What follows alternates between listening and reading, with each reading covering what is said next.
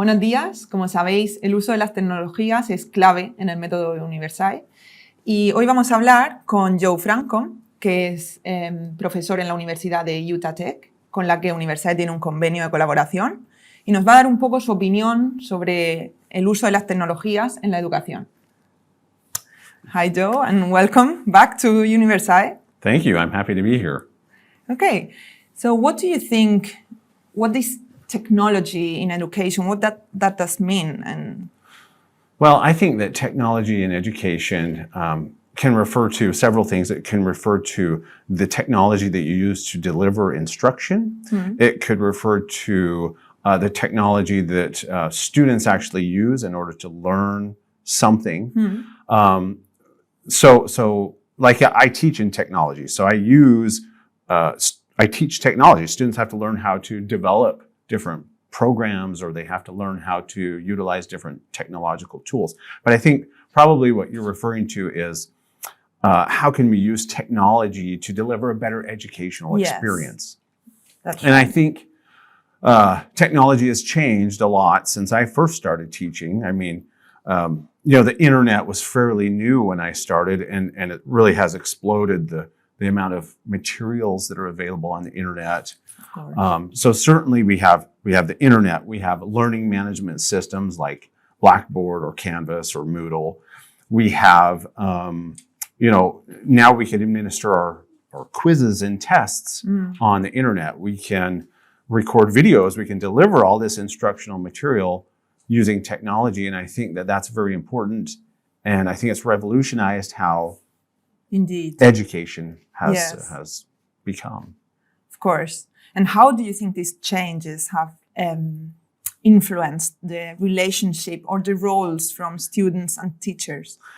That's a great question, because I think before technology, professors were the source of information, that students had to always go to class, and professors would perform a mind dump, just kind of throw all this information at the student, and the student would have to absorb all the information. And now with technology, it's not that way. The professor is no longer the only source of information. But so it's changed what professors need to do, but it's also changed what students need to do, because now students can go get the information anywhere. That's it. Professors have to figure out, okay, well, what's my role? How can I help them learn the material, since they can obtain it anywhere? Of course, the information is already available, yeah. And the teachers are now more like the guide to find that information. Right, and they can help students figure out, you don't need to know this. This isn't relevant anymore, or you really need to focus on this. Or how to find the relevant sources. Yeah, exactly. And how important do you think it is to bridging the digital divide? What do you mean by that?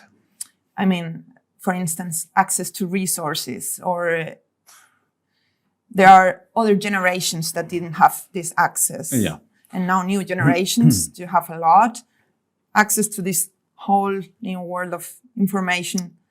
Yeah. Well, I think the divide has been bridged. I mean, our students that are coming through, that are, what is it, Gen Z? Is that what they call them? Yeah, I think so. They've grown up with computers. They've grown up with mobile devices. There is no digital divide. They know how to get to the information and the resources. Maybe the digital divide still exists for people that are older than me, that's don't have that good of a grasp on technology. But I think that the digital divide really, in my opinion, doesn't really exist anymore, because the information is always there. And they can access it anytime they want. So as you already know, our students are learning with resources that are changing the concept of education. And I wanted to ask you, what do you think are the most relevant resources that right now are expanding the concept of a classroom, a traditional classroom? Oh, I love that question. I think certainly you have virtual reality, augmented reality. I think those are reshaping how students learn and how content is being taught. I also think we are right on the forefront of artificial intelligence. I think artificial intelligence is going to change the way the education model everywhere. I would assume that we will see in the next 5 to 10 years personal learning coaches that are artificial intelligence driven. So now students can move at whatever pace they want. They will have maybe an avatar or resources that are given to them dynamically, and this learning coach will figure out where students are at, what they need help with, how to reinforce concepts. So I think that's going to be a tremendous revolution in education over the next few years. And what would you say to people that are scared of artificial intelligence in education? Well, get over it. It's coming whether you like it or not. It's a tool, isn't it? It's a tool. I have classes and assignments within my classes where I ask students to develop or write some code for something. And initially I was reluctant to let them use tools like ChatGPT to write their code. But now I think, well, in the workforce, they're going to be able to use that. So let's utilize that tool in the classroom and figure out if it is effective or not. And it has been very enlightening and eye-opening for students to use that tool and realize that it's not perfect. Yeah, of course. Yeah. And well, regarding the labor market, how do you think these tools that we already said, like simulators or virtual reality, augmented reality, is going to help students focus on their future jobs? So I think, for example, virtual reality and augmented reality and simulators are very good, because a lot of times in the classroom, you can't put the students in the same environment that they're going to be in the workforce. Think of like auto mechanics or something. Sometimes that's challenging to give them an actual hands-on experience for every single lesson. So being able to utilize virtual reality or some other tools like that, well, they're in the environment, they're still interacting with maybe not the actual motor, but they can see, they can interact, and they can do a lot more than just reading out of a textbook or even viewing a video or reading it online. Yeah. Gives you like remote access to what's your everyday working life going to be. Yeah. So I think that's important. And we're probably going to see more of that too in the future, because I think virtual reality and augmented reality are still very, very much in the beginning stages for education. And I think that can probably is going to grow over the next few years. And okay, could you point out the importance of STEAM education in the development of skills for the students for their future? Sure. I think that STEAM education really focuses on problem solving. I think that's one thing they have in common is problem solving, creative thinking, how to think outside the box. I think that's something that all the STEAM components have together. And so if we can teach students to think outside the box, they'll be much more prepared for the workforce. They're going to be, they're going to be well-rounded and be able to think, figure out how to solve challenges that will arise for them in the future. So I think that's very important. Yeah, and regarding also future jobs, do you think are more related to the STEAM? So I think certainly in industry, the top, if I were to think of the top 10 jobs in the U.S., they all revolve around STEM or STEAM fields, right? Either science or technology or math.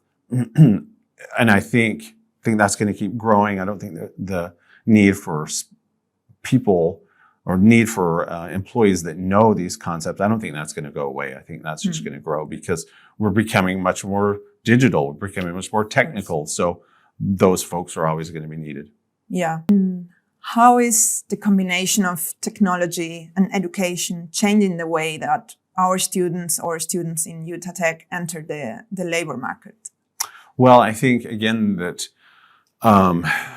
technology can help create environments where students can learn concepts that they can't otherwise learn. So again, as we have virtual reality or simulators, or even just learning management systems that can give students immediate feedback, I think that they are going to be more ready for the labor market. They're going to have done a lot more focused work. One of the things we do at Utah Tech is we focus a lot on active learning. Okay. And making sure students have experiences or experiential learning. They can say that they've done something rather than just talked about something. And technology is the only way to make that happen. You have to have technology to give them experiences like that. Yeah, that's great. And I also think, as you said before, with STEM, that they are learning the way they're going to work afterwards. Because nowadays jobs require the use of technology every day. Right. So it's really important that they learn the way they are going to work afterwards. Yeah, and I think related to that is being able to say that you've actually done something. And I think employers are beginning to realize that just because students have a degree or have a certification, they might not have ever done it. They might be really good at studying materials in a book and then taking the test, but they don't have any hands-on experience. So I think employers are becoming wise to that, and being able to have some sort of experiences while you're going through your education is becoming much more critical. Yeah, it's not anymore about what you know, but more like a know-how. Can you do it? Yeah, can you do it? Yeah. That's right. And related to this, do you think technology has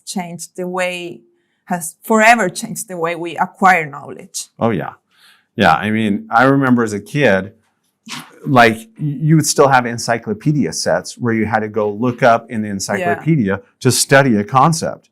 And then, the internet came around, and now you can research any topic, any time of day with, and very in-depth, with lots of different opinions, just with the click of a button. So I think technology has definitely changed how we're going to learn things. Maybe one challenge, though, will be being able to figure out what sources you can trust and what actually is believable out there, because now everyone can put up a web page or make a comment about anything, and being able to filter those results is, I think, maybe a challenge. Yeah.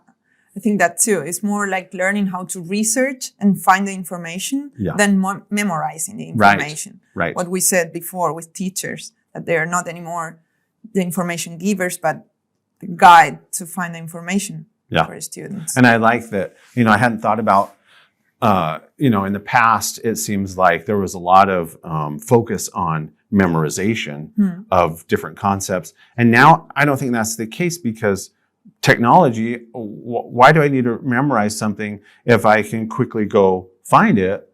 So I think it's important to have a certain base of learned knowledge, but being able to figure out how to solve problems, figure out where to go to find concepts is going to be very critical. Much more useful also in everyday life than knowing or memorizing concepts. Yeah. Of course, it's also important, but not for everything. Not for everything, of course. Yeah. So after everything we've talked, what would you say to our students? I think don't be afraid to learn. Don't be afraid of new concepts and new ways that concepts are presented to you. Don't waste your time.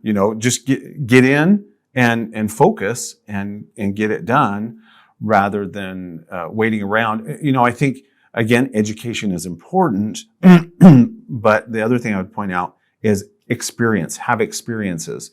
If you can get some practical experience, I tell my students, if you can get some sort of practical experience, like an internship, before you graduate, you'll be so much more valuable to employers when you do graduate, and be able to make more money at that time too. So get experiences. Don't be afraid to learn. During your education, this is the time when you can kind of fail safely and have a safety net. Yeah.